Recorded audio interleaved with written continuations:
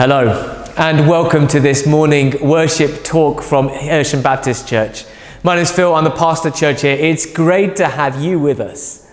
We're here to provide great Christian content to help us all be courageous in mission, Bible saturated, spirit dependent and loving of others. If you're new here or this is your first time, please hit like and subscribe to stay in touch, or you can get in contact via the links on the screen next to me.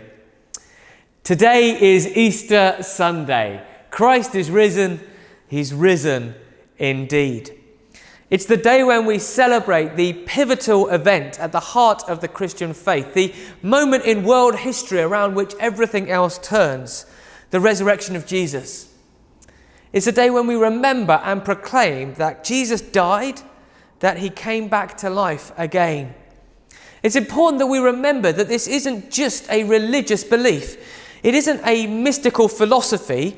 It's something that really happened. It's a historical event like my breakfast. Something that's very well attested and without which much of the last 2,000 years simply does not make sense. Jesus' resurrection, that is, not my breakfast. If you're interested in digging in a bit more deeply into the evidence for Jesus' resurrection, the testimonies of those who saw the events concerned, you can look at any number of the history books we have at the church, or check out last year's Easter Sunday video talk where we looked at some of those history moments together. This year I want to think not so much about the evidence for the resurrection of Jesus, but what it means for us, particularly as we process the events of the last year. Before we start that, here's our lunchtime summary. This is the one-sentence summary of everything we're talking about today. Easter brings us the hope of love and life even in a world of pain and death. Easter brings us the hope of love and life, even in a world of pain and death. Easter brings us the hope of love and life, even in a world of pain and death. Well, everybody loves a great comeback story. So let me take you to one of the best nights of my life. The year was 2019, the date was the 8th of May. I was staying at Cliff College in Derbyshire, nominally researching an academic essay about John Wesley. Instead of doing my work, however, this time in the evening, about 8 o'clock, I was hunkered down in a reading room, watching Tottenham collapse and lose badly to Ajax.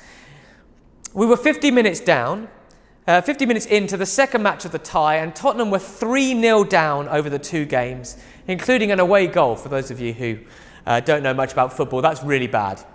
It was rubbish, to be honest. It was the biggest match in my 30 years of following Tottenham. The dream of glory itself was falling apart. It was a set of games that I would never have wanted to revisit or even to mention, and nor would any other Spurs fan. It looked like things might pick up. There were glimmers of hope occasionally, but as the game moved past 90 minutes, Tottenham was still losing. Past 94 minutes, and I continued to watch more from loyalty than from expectation, when all of a sudden, this happened.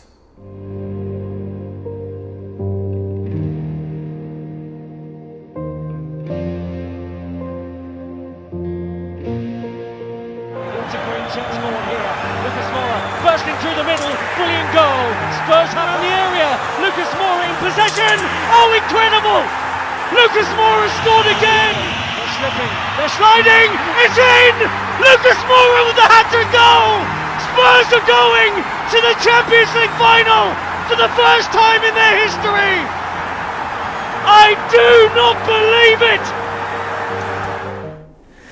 Suddenly, with one stroke of a Brazilian boot, the whole match, Tottenham's whole season, my perspective on this whole event was transformed. The Ajax ties went from being embarrassing testaments to underperformance, best forgotten and moved on, to one of the most glorious nights in Tottenham's recent past. The comeback, the surprise ending, changed everything about how we saw those games and how we understood our experience of them. When we celebrate Easter, we are remembering and celebrating the great comeback. It's a story that chimes with the deepest intuitions and desires of our hearts. Now, any great comeback story has two parts, and Easter is no exception. I want to look at both of them. First, pain and disaster. The first part of our story is pain and disaster in the form of the crucifixion of Jesus, his execution as a criminal after a mock trial. Let's read the story together. We're reading from Mark chapter 15 and verses 22 to 39. You can read along with me at home. They brought Jesus to the place called Golgotha, which means the place of the skull. And they offered him wine mixed with myrrh, but he didn't take it. And they crucified him. Dividing up his clothes, they cast lots to see what each would get. It was 9 a.m. when they crucified him. The written notice of the charge against him read, "The King of the Jews." They crucified 2 rebels with him, one on his right and one on his left. Those who passed by hurled insults at him, shaking their heads and saying, "So you, who were going to destroy the temple and build it in 3 days, come down from the cross and save yourself." In the same way, the chief priests and the teachers of the law mocked him amongst themselves. "He saved others," they said, "but he can't save himself. Let this Messiah, this King of Israel, come down now from that cross, and we may see and believe." Those crucified with him also heaped insults on him. At noon, darkness came over the whole land until 3 p.m. And at 3 p.m, Jesus cried out in a loud voice, "Eloi, Eloi, lema sabachthani," which means, my God, why have you forsaken me?" When some of those standing near heard this, they said, "Listen, he's called Elijah." Someone ran and filled a sponge with wine vinegar, put it on a staff and offered it to Jesus to drink. "Now leave him alone. Let's see if Elijah comes to take him down," he said. With a loud cry, Jesus breathed his last. The curtain of the temple was torn in two from top to bottom. And when the centurion who stood in front of Jesus saw how he died, he said, "Surely this man was the Son of God." Now, everything we associate with a bad ending is here. There is pain, there is death, there is disappointment. The sign reading "The King of the Jews" is a deliberate joke mocking those who followed Jesus and Jesus himself. There's frustration and unfairness. The people in charge executed an innocent man, someone who'd done nothing wrong. They destroyed the lives and the hopes of many who had done nothing but good. There is a sense of distance from God. Jesus himself, the Son of God, felt as if God had deserted him. That cry echoes through the ages. If you're really there and you really love me, then why don't I feel you with me? Where are you? Now, some of these thoughts are resonating with your experience of the last year. Good. We can't hide from the reality that life in this world is marked by illness and bad government and bad people, and it hurts. We don't need to hide from that. We don't need to deny it. God didn't, and he doesn't. Easter forces us to confront the reality that life in this world can be really hard. It hurts. We feel sad and frustrated and disappointed. At times we feel so close to God that it's almost too much to bear, and at others we feel as if he's left us in a ditch. And every single one of these things was felt and experienced by God himself in Jesus at the first Easter. You see, many stop the story there. If you don't know God, if you don't know who Jesus really was, then life is a bitter joke made palatable by pretense. No, that was what Friedrich Nietzsche, the great German philosopher, understood. If you do away with Jesus and the resurrection, life is meaningless and pointless, and pain and despair are all there is. There is no reason to believe things will get better. There is no better. There is no right. There is no wrong. There is nothing to believe in, nothing to live or die for. It is a nihilistic pool of despair. If Good Friday is all that there is, then there is no hope for humanity. You see, all of our experience of pain and frustration is epitomized in that one event. And there is no answer to it. No answer to pain or suffering, to frustration or anger. There's no one to be angry with and nothing to be angry about. You can't say this is wrong because there is no right and wrong, just molecules knocking into each other at random. I have no more right to live a pain-free life than a rock because I am no different from a rock. Life sucks and then you die. Coronavirus comes and ravages, and there is no hope that the world ought to be different or even could be different.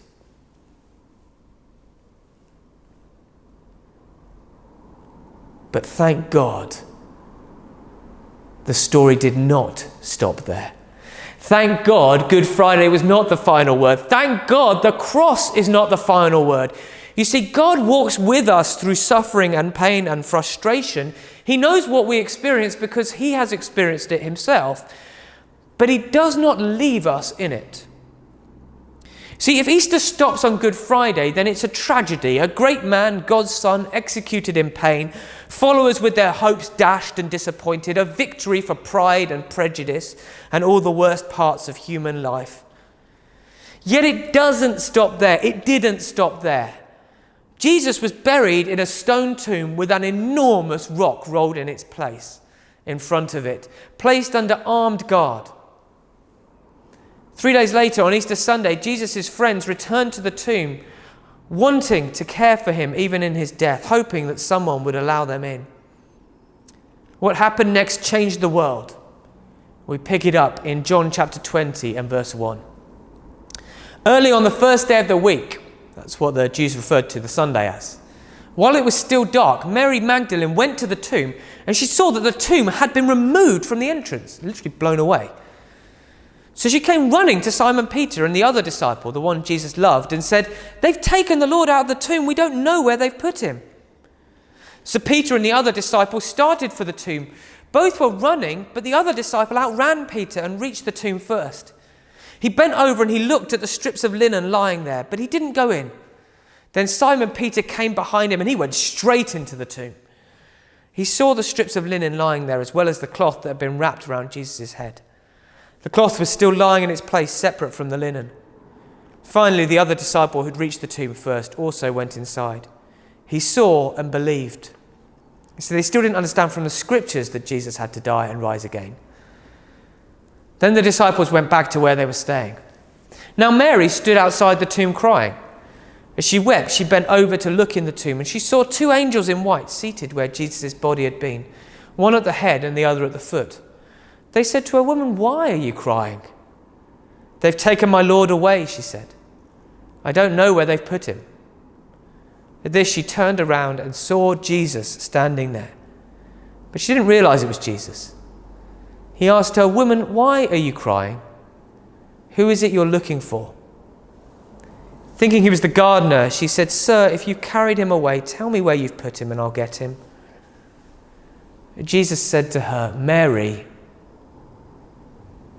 She turned toward him and cried out in Aramaic, "Rabboni," which means teacher.